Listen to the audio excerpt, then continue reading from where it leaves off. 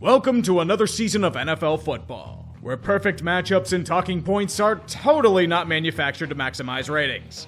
Would you expect something as prestigious as the Shield to nudge things in the right direction? That's crazy talk. Best to simply go over the 16 teams in the AFC and call it a day. Hopefully. If there's any good news, they will no longer have a built-in excuse for collapsing on defense in the final 13 seconds of regulation. However, despite the cries of football fans everywhere, the Bills are going to have to try to get back to that mountain again. No checkpoints in this game. It should be easy to get back there. Come on, with the offensive weapons they have, with the hopefully legit bell cow running back this season to complement Devin Singletary, with that defense near full strength, adding Von Miller to it, minus an injury to Jordan Poyer, it should be as smooth as the way Buffalo handed them a new stadium on a silver platter. However, as Buffalo knows from experience, there's a honeymoon period on a team's success. If time passes and the Bills still can't get over the hump, optimism will turn into vitriol. Those are the dangerous vices of expectations, and the line between those two emotions is much thinner than we'd like to admit. Kind of like the punk god Matt Araiza. He was beloved, until allegations of being involved in a gang rape came to light. These accusations are fucking heinous. Get the fuck out, Matt.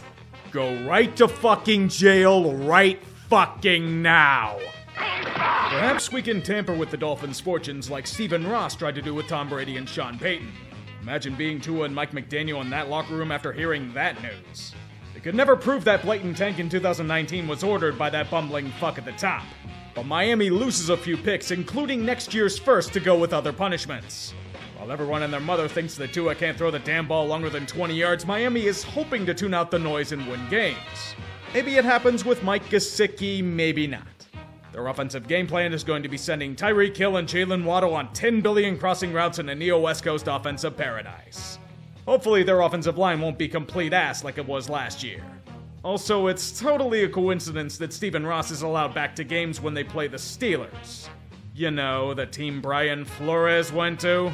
At this point, I hope they fail because of Ross. When a team tries to keep the glory days alive, several outcomes are possible. First, they continue their winning ways.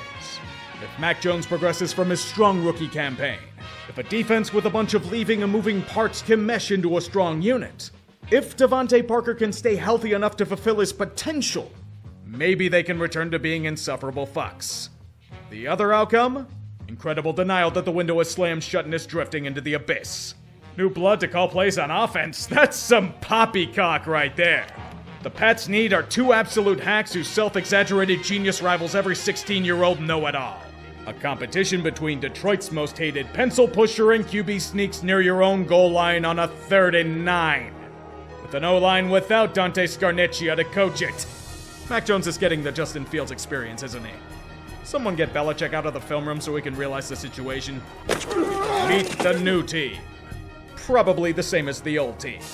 Last year's Jet squad was immediately undone out of the gate due to a shit ton of injuries to key players. But what about this year? If Mekhi Becton is anyone to go by, they're probably replaying 2021's tape. Dwayne Brown is in to replace Becton on the line, but he was a key piece to their development. Denzel Mims might have been a piece as well, but he's requested a trade or release from this hell. Same situation for Zach Wilson. The good news is that he did not tear his ACL. Sad that only being out for a few weeks is seen as good news for the Jets. It's not an indictment of what they're doing in East Rutherford. I like the structure they're trying to build.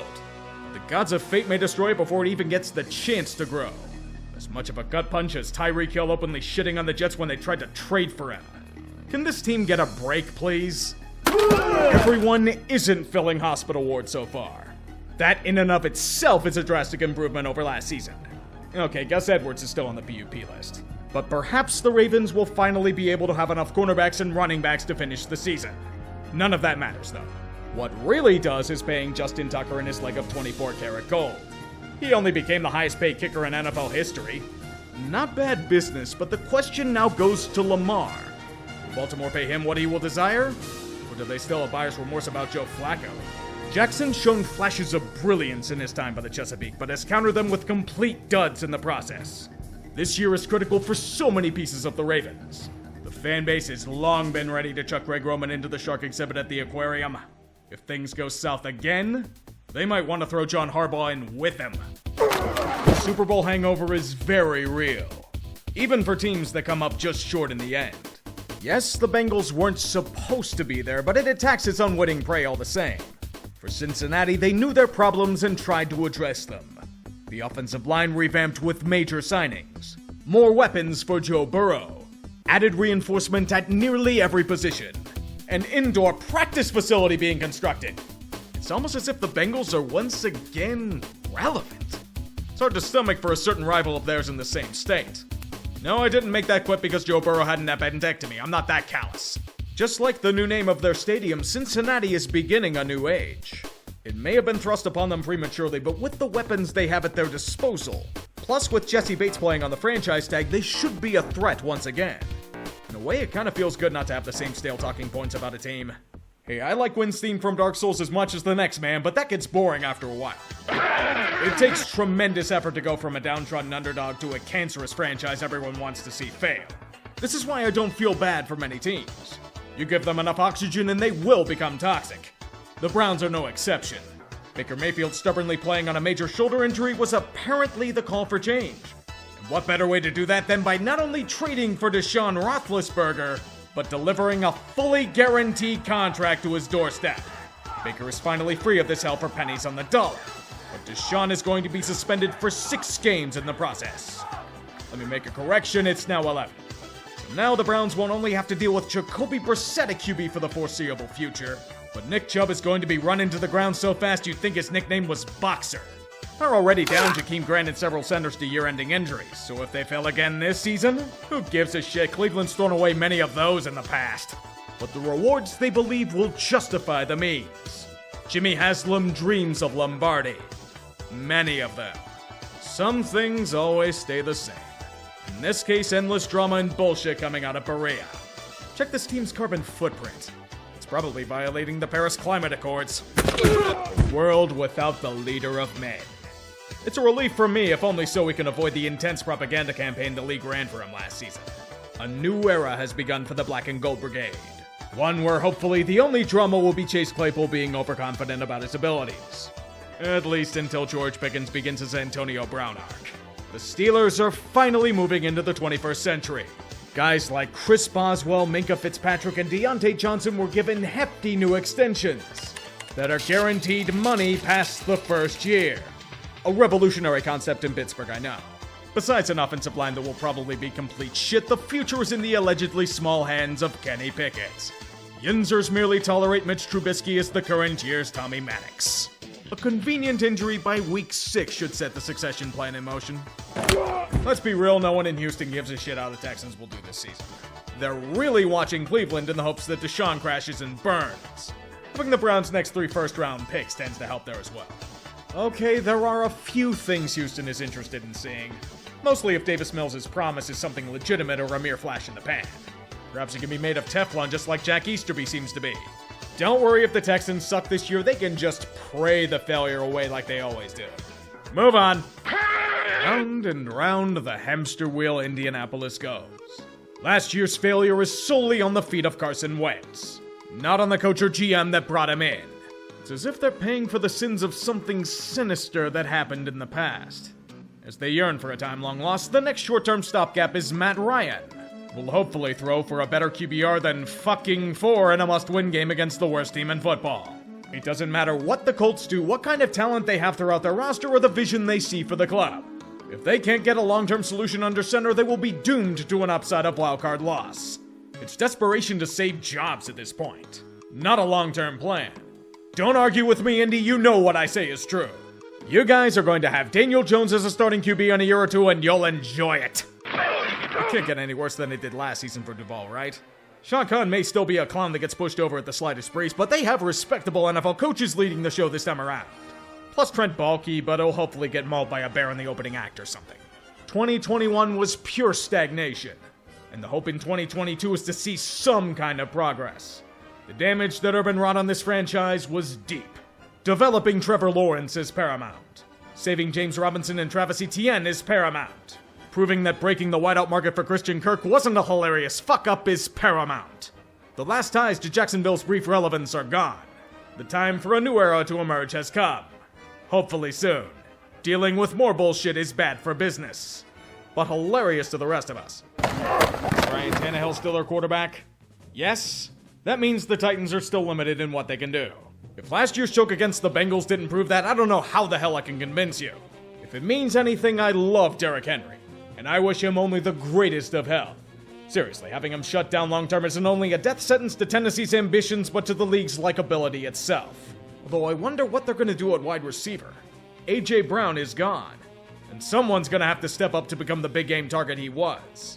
Feel for Treylon Burks.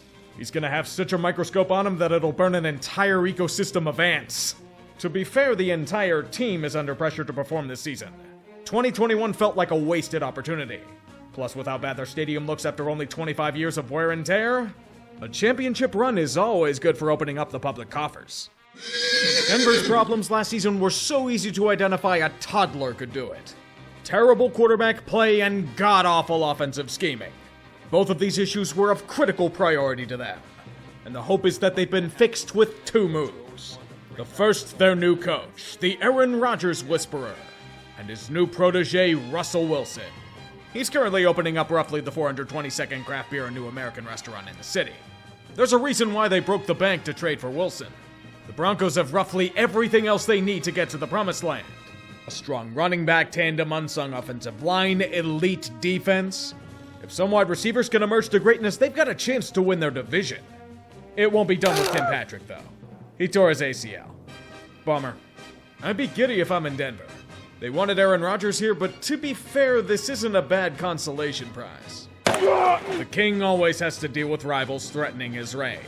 The Chiefs have been at the top of the AFC West for what seems like an age in football years. We remember when they overthrew the past lord of the division in the Broncos. But now they get to experience what Denver did. They are the ones that might be withering. They are the ones being threatened by those eager to take the crown. They are the ones losing talents left and right. Tyreek Hill was a game changer for their offense, and now he's gone. Now MVS and Juju are quality receivers, but nowhere near Tyreek. There's also the Orlando Brown Jr. situation. He wants paid, but Kansas City doesn't have the cap space to meet his demands.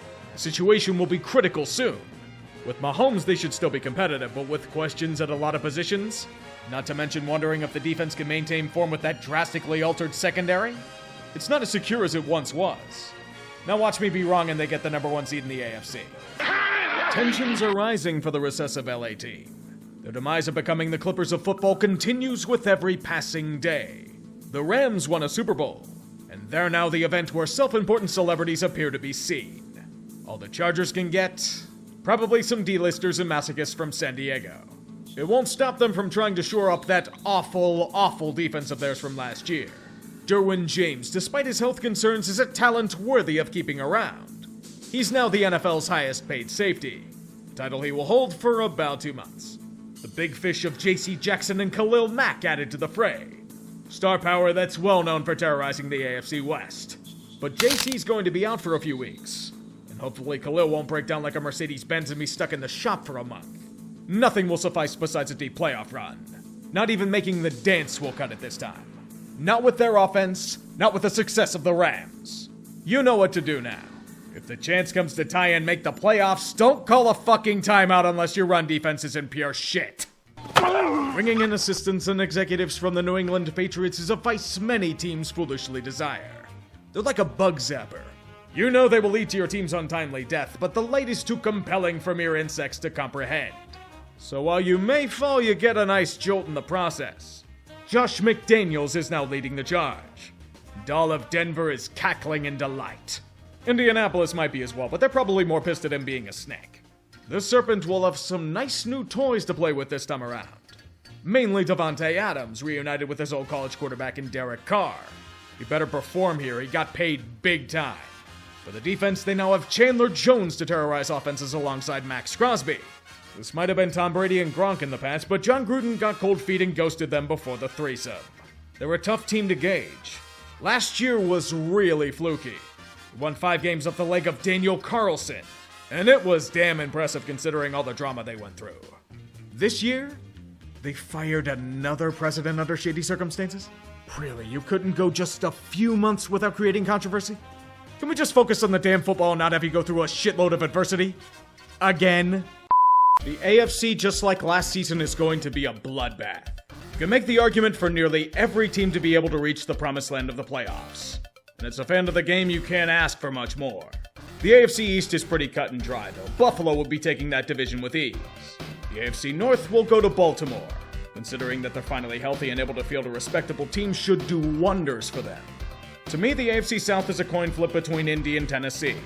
And I'm going to err on the side of the Titans for the time being. It's very close, though, just like the AFC West. Every team has a shot at winning the division. And for my sake, I'm going to go bold and pick the Broncos. I know, insane, but they actually have a QB and hopefully non-shitty play calling. That's all they needed. And as for the wildcards, it's a tough call, but I'm going to go with Kansas City, the Chargers, and the Bengals. I personally can't wait to see how wrong I am in these predictions, as always. Maybe they'll be as slow to develop as my vid schedule. And they're all fighting.